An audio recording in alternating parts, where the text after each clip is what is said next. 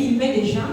J'ai envoyé même à mes soeurs pour dire que allez sur la telle clinique, vous pouvez voir là où c'est moins cher, comme ça je vais faire mon opération là-bas au niveau de Libreville.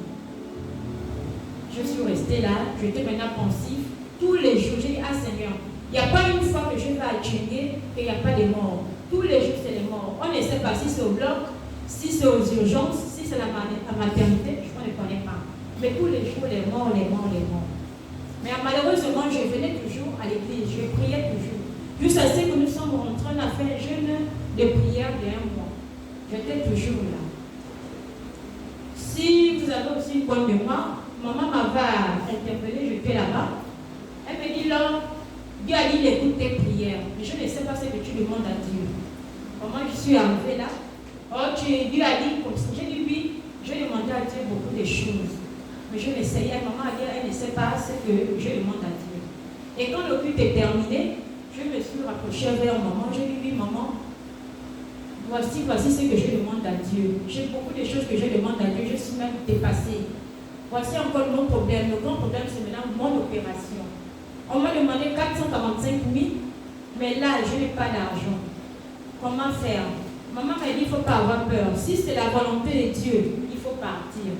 Faire ton opération. Je suis déjà votre preuve. Je suis vivante auprès de vous. Si c'était pour mourir, vous ne devez plus voir papa avec la femme. Je devais partir. Allez, merci. Amen.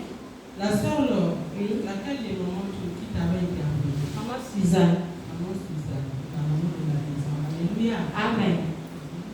Et voilà comment maman dit non, n'aie pas peur. Il faut partir. On va t'opérer, ça bien s'est passé.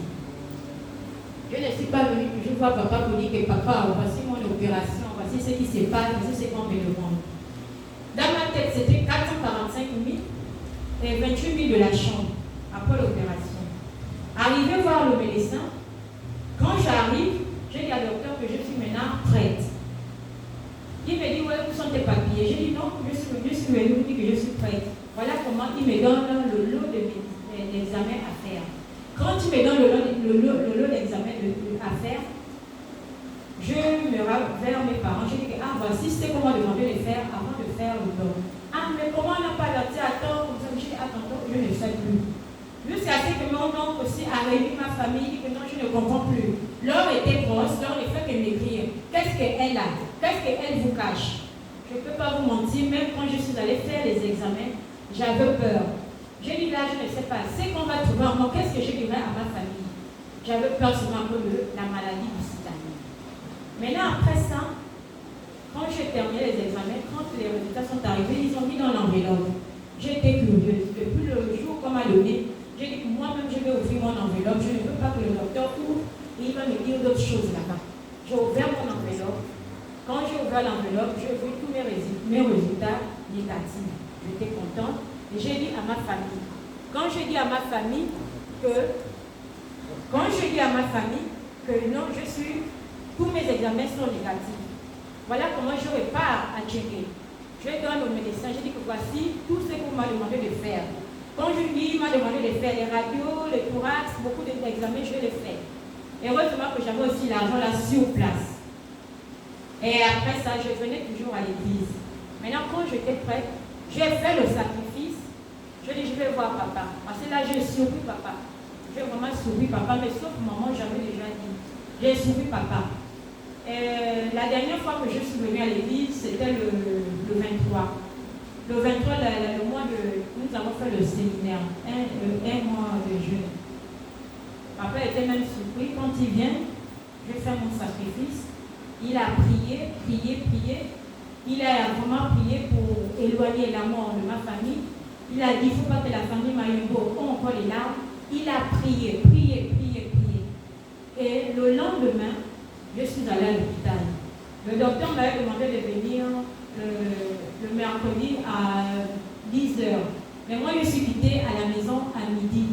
J'ai pris mes soeurs avec tous mes médicaments, mes 2 draps. J'ai pris mes soeurs, j'ai dit qu'on va à l'hôpital. Quand tu vas à l'hôpital, est-ce que tu as vu papa? J'ai dit non, c'est déjà fait. J'ai déjà vu papa, j'ai déjà fait le sacrifice, c'est déjà fait. Et voilà comment j'ai dormi à l'hôpital le mercredi. Parce que papa m'a fait la prière vendredi. Mercredi, j'ai dormi à l'hôpital. et jeudi matin. Et quand je dors même à l'hôpital, je dors avec la grande sœur Nadia et Vanessa. Moi, de mon côté, moi je disais que comme certains médecins, quand ils veulent opérer, faire leur travail, ils attendent que la personne dorme, soit ils viennent te vérifier si tu es bien ou tu ne vends pas ou tu es ceci. On peut te faire l'opération dans la nuit. Voilà comment mes soeurs ont dormi avec moi pour de ça. Oh, les dames viennent là-bas, oh, pourquoi vous dormez ici à toi? Oh, on ne sait jamais, le médecin peut changer d'avis. Peut-être qu'il peut faire son travail dans la nuit. Oh non, il a déjà programmé pour jeudi matin. On a dormi quand même. Et très tôt le matin, les dames sont arrivées. Oh non, les habits, toi, je me suis déshabillée. Oh, on va te raser. J'ai dit non, on m'avait déjà prévenu que depuis la maison, tu peux te raser. Donc je me suis rasée, bien rasée. Et elle m'a mis la sonde. Quand elle m'a mis la sonde, elle m'a amenée à la salle du bloc. Quand elle m'amène à la salle du bloc, je suis quittée là, comme je suis là debout, un exemple. Je suis arrivée à la salle du bloc avec mes yeux fermés. C'est quand j'arrive là-bas, qu'on m'étale sur l'air lit, l'opération, je vois une grosse lumière, c'est là où j'ouvre mes yeux. Quand j'ouvre mes yeux, on me fait asseoir. Quand on me fait asseoir, oh non, ne bouge pas, tu te tiens bien droite, assise. Voilà comment on m'a mis l'anesthésie. Quand on me met l'anesthésie au dos, je suis restée là. Les gars là me faisaient toujours parler, les médecins me faisaient parler. Quand ils me faisaient parler, aussitôt c'est là que j'ai appelé mon médecin. Oh, le docteur m'a dit, il y a votre patient qui est là, nous sommes prêts. Ils m'ont demandé d'acheter beaucoup de choses, j'ai acheté, j'ai habillé les médecins, patata. Et quand le docteur est arrivé, ils m'ont posé la question, comment ça m'a tué le bas. Ils m'ont posé la question, tu ressens quoi? J'ai dit non, je ressens maintenant au niveau de mes pieds, je ne ressens pas mes pieds, je ressens comme si c'était la crampe. Là, j'étais en train de parler entre que, ok, l'anesthésie déjà en elle. Voilà, quand le docteur vient, il a commencé aussi à me faire parler, puisqu'on m'avait déjà mis la voix. Oh, mais j'avais aussi on m'a mis la voix autant pour moi. Quand je suis là, je me suis endormie un peu. Et quand je me suis endormie, le médecin faisait déjà son travail. C'est après, maintenant, quand il enlève la maladie que j'avais, je ressentais aussi, malgré l'anesthésie, je ressentais ce qu'il enlevait. Oh, tu ressens quelque chose? J'ai dit oui, je ressens ce qu'il est en train d'enlever.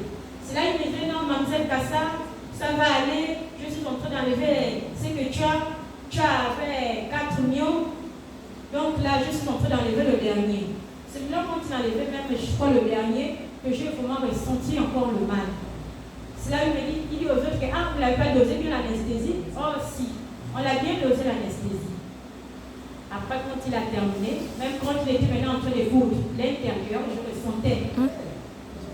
Quand il était en train de coudre, je ressentais. Et les deux personnes me faisaient parler. Oh non, tu ressens quoi? J'ai dit, je ressens. Je ne sais pas s'il continue à me déchirer ou bien il me coud. Oh non, je suis en train de coudre l'intérieur. Je dis, j'ai mal, je ressens. Le docteur me disait, non, ça va aller. Ça va aller. Mais à l'intérieur de moi, j'étais toujours en train de prier. Parce qu'il y a certains médecins qui disaient que, ah, attention, hein, ici, là, c'est sain et sauf. Je dis que tout ce que vous pouvez faire, là, Dieu au contrôle. Dieu au contrôle. De 8 heures que je suis quittée en gynécologie, à la salle d'opération, quand le docteur a terminé de m'opérer, je suis restée de 8 heures jusqu'à 17 heures. Quand mes soeurs sont restées là, c'est comment la grande est rentrée depuis 8 heures, elle ne sort pas. Les mouvements. Il a terminé d'opérer, il a terminé de faire tout. Je suis venue à la salle de l'attente, de réveil. Quand je viens à la salle de réveil, je suis maintenant là, endormie. Quand je m'endors, ils m'ont même abandonné moi-même dans la salle de réveil. J'étais seule. J'étais vraiment seule dans la salle de réveil. Maintenant, il y avait un parent, Sango. Il vient là-bas, oh, c'est ma soeur, je ne te laisse pas. Même mon heure de travail est déjà terminée, je vais rester là avec toi. J'ai dit merci, je vais rester là avec toi. Je suis restée là seule. Donc, quand je dors, j'essaie de me réveiller. Je ne vois personne. J'essaie de bouger les pieds, je ne ressentais pas mes pieds. Mon frère Sango est était toujours là. Je suis là avec toi, je ne veux pas te laisser. Je ne veux pas te laisser. J'ai dit ok. C'est là, il va maintenant vers mes soeurs. Il va dire aux soeurs là-bas que, les soeurs lui posent la question que c'est comment, depuis 8 heures qu'elle est rentrée, on va déjà à 17 heures, elle ne sort pas. Elle ne sort pas. C'est là où lui dit à mes soeurs que non, si vous voyez le mouvement que les gens sont agités, c'est qu'il y a un souci. Mais si vous voyez le médecin sortir doucement et les gens aussi sortent doucement, ça veut dire que c'est tranquille. C'est là où il est venu apaiser le cœur de mes soeurs. Elles sont restées là, gloire à Dieu, gloire à Dieu. Et quand je suis toujours restée, j'étais toujours à la salle et attendre, parce qu'ils ont dit que pour sortir là-bas, il faudrait que tu ressentes ton corps. Mais je ne ressentais pas toujours mon corps. Quand certains médecins viennent là-bas, on n'a jamais vu ça, hein. C'est la première fois. Quand on opère ici, les gens sortent. Quand on opère ici, les gens sortent. Mais c'est là, je ne comprends pas. Qu'est-ce qui ne va pas? J'étais en train de prier. J'ai dit que tout ce qu'ils voudraient faire, c'est nous laissons et faire. Le pire est resté au bloc. Mais là, je suis à la salle de réveil. Ce que vous voulez faire, ça ne viendra pas. Voilà un qui vient, un autre médecin qui vient là-bas. Non, on n'a jamais vu ça. On n'a jamais vu ça. Je vais répondre à l'un des médecins que ça doit être l'anesthésie que vous m'avez mis qui a dépassé. Oh non, c'est toi. Quelque chose. J'ai dit, pauvre de moi, je vais faire quoi? Je n'ai rien fait. Maintenant, à un moment donné, je voulais dormir. J'ai dit non, je ne dors plus. Si le médecin est déjà venu dire ça, et si je dors, il peut venir me faire d'autres choses. Donc, je t'ai maintenant éveillée. J'ai prié maintenant. Mon frère Sangol était toujours là, que maman, je reste là. Maintenant, après, je ressentais maintenant quelque chose qui montait en moi. Quand la chose monte en moi, après ça repart. J'ai dit, Seigneur, ça c'est quoi? Après tout d'un coup, c'était maintenant, je vomissais maintenant. Ça va, le frère Sangol met avec l'air assiette. Il me donne, quand j'ai vomi 4 fois pour faire sortir à l'anesthésie. Les gens disent que, toi tu as rendu ça comment pendant que d'autres personnes ne rendent même pas. J'ai dit, mon organisme ne supporte pas. Donc je suis obligée de rendre. Et en même temps que j'ai vomissé, c'est là où je ressentais les reins, au fur et à mesure que je vomissais, les cuisses, et je sais que toute l'anesthésie est sortie. Amen. Après, je dis à mon frère Sango que non, on va dire aux sœurs que c'est bien, je suis déjà bien. C'est là qu'il a pris l'une de mes petites sœurs, Orlane, il a habillé ma petite sœur, elle est venue me rendre dans la salle, visiter la salle. C'est là où l'une des sœurs, les médecins là-bas, non, l'un des médecins là-bas, non. Tu sais qu'ici, on ne fait pas rentrer les gens. Là où j'ai fait ma petite sœur le pouce, que non, c'est bon, tu peux partir, c'est bon. Quand je suis restée là, les dames là m'ont entourée. Quand tous m'entourent, je me réveille. C'est là où une me dit, elle m'a reconnu, elle me dit, oh, donc c'est toi qui es là. J'ai dit oui. L'autre docteur continue là-bas en disant que, oh non, moi je n'ai jamais vu ça. Ça, je n'ai jamais vu. Comment ça s'élève, ça ne fait que s'élever, elle est déjà à 100, elle est déjà à 100. J'ai dit, mais qu'est-ce qui s'élève? Qu'est-ce qui s'élève? Oh non, son battement de cœur c'est bien, mais je ne comprends pas pourquoi les chiffres ne font que monter. C'est là où je suis restée là, j'ai dit, Seigneur, qu'est-ce qui ne va pas? J'ai dit, Seigneur, si je mets ça dans ma tête, quelque chose va arriver. Mais je me mets en prière. J'étais toujours en train d'intercéder, jusqu'à ce que je ressentais maintenant mes pieds. C'est à mon frère Sandro me dit que je suis restée là à cause de toi. Je dis, c'est pas toi, c'est l'ange. Et tu peux descendre toi-même du lit. Je dis, non, je ne peux pas. Je ressens les pieds me mettre, mes pieds à terre, marcher, moi-même, je ne peux pas. C'est là où il m'a soulevée jusqu'à la salle là où j'étais internée, en gynécologie. Et quand je suis arrivée en gynécologie, j'étais fatiguée. J'étais vraiment fatiguée. Je me suis endormie et toute ma famille est venue me rendre visite. Quand j'ai vu ma famille,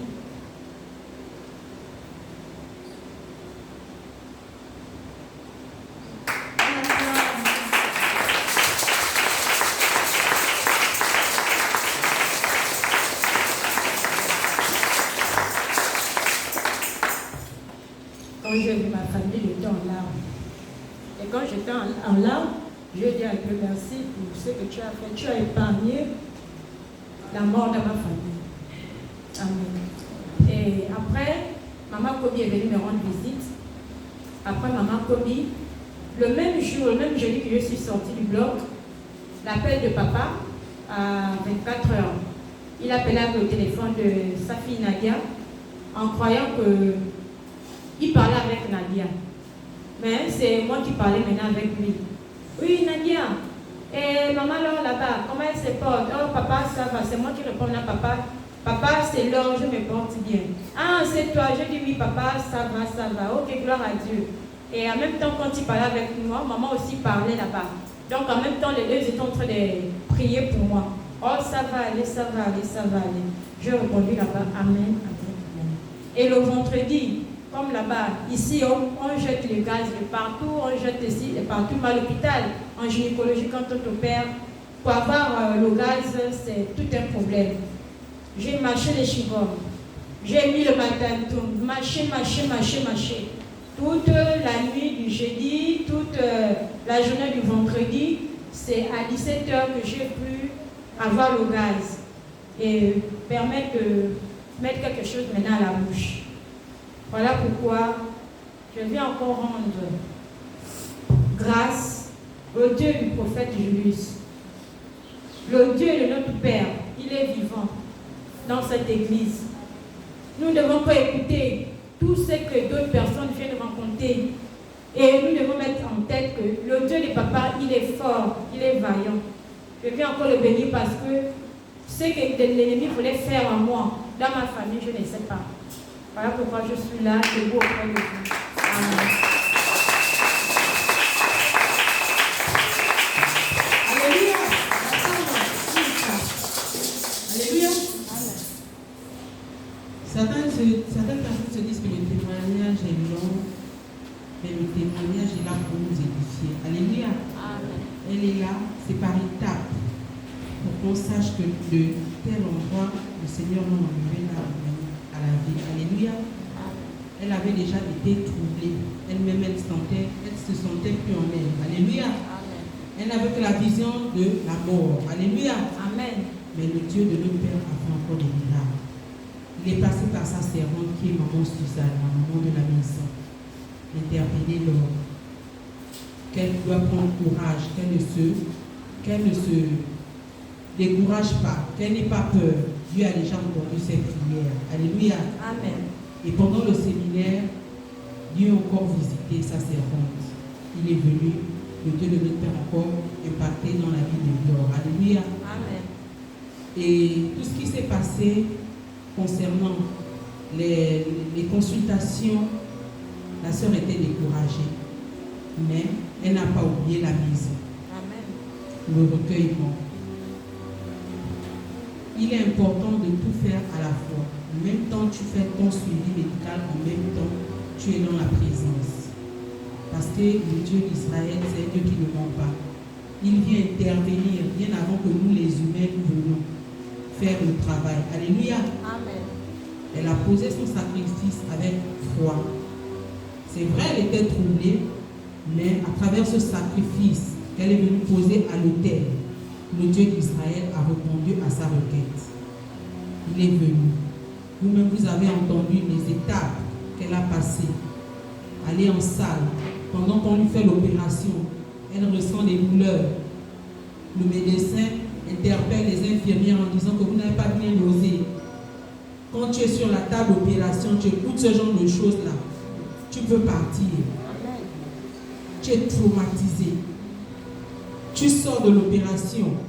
Ceux qui sont censés être là pour t'entourer, pour t'encourager, viennent encore te décourager en disant que tu es fort, ça ne se fait pas. Mais Dieu est fidèle. Alléluia. Amen. Elle sort de l'opération, là, on la laisse dans une salle, elle n'est pas assistée. Tout ça, ça trouble. Mais Dieu est vivant. Il a permis à ce qu'un ange vienne rester auprès d'elle jusqu'à ce que l'ange en question l'a sorti de la salle, l'a installé dans la salle de réveil. Alléluia. Amen. Tout ça, c'est Dieu qui fait. C'est Dieu qui touche les cœurs. Imaginez si elle serait réveillée, elle restait toute seule dans la salle. Le traumatisme, elle pouvait partir. Tout ça, ça traumatise. Il y a certains, moi je suis désolée de le dire, mais c'est la triste réalité. Il y a certains, quand ils exercent leur métier, Au lieu de le faire avec amour, malheureusement, c'est avec la haine. Tu ne peux pas dire à un malade que toi là, tu ne peux pas dire de laisser un malade l'abandonnant dans une salle. L'abandonnant dans une salle.